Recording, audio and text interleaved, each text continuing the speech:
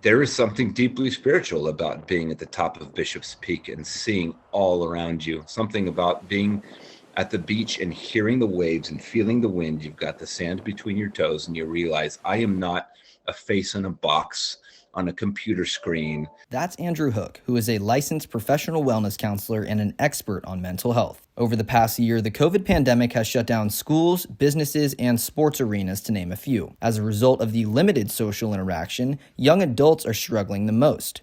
According to the Center for Disease Control and Prevention, a recent study shows 63% of 18 to 24-year-olds reported symptoms of anxiety and depression.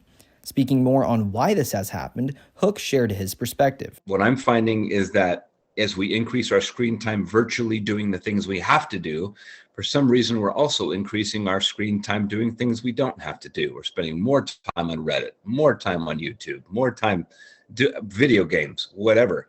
It is somewhat addictive, but Hook emphasized the importance of remembering who you are and doing things you love in order to feel connected to something deeper, something that is away from all the screens. One Cal Poly senior, Brendan Howard, is studying finance and deals with numbers on a computer screen all day. So just about every weekend, you can find him on the golf course working on his game. Yeah, I think being stuck behind a computer all day can be kind of draining and can kind of get you in a little bit of a rut. So being able to come outside, I mean, ever since lockdown, golf's been like the only thing that's been open the whole time. So it's been a good, consistent thing to do. It sounds cliche, but according to a survey conducted by the Healthy Minds Network, 80% of college students reported that COVID-19 had negatively impacted their mental health. Hook continued to highlight the significance of exercise, saying that research shows one of the best solutions for depression is to get your heart rate up through some healthy activity. Hold it, or pushed it. Working with many college students and athletes, Hook says that you build a sense of identity, whether it's simply being active or participating in competitive sports. Regardless, during a pandemic, it's easy to lose that identity. When you go off to college and you stop doing that, or especially in this time, if you stop doing that, you literally lose a part of yourself for a while.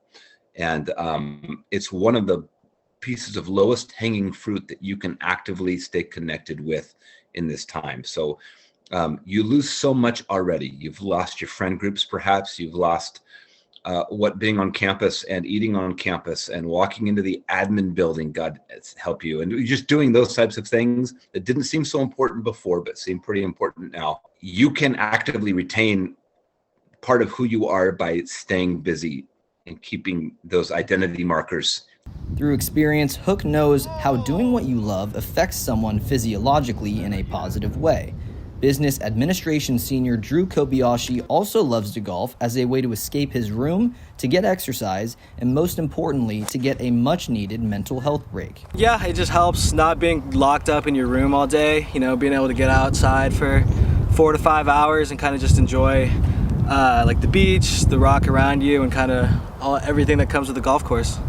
As students get deep into the quarter, start meeting deadlines, and get busy, Hook says it is important to understand who you are and what you need outside of the Zoom realm.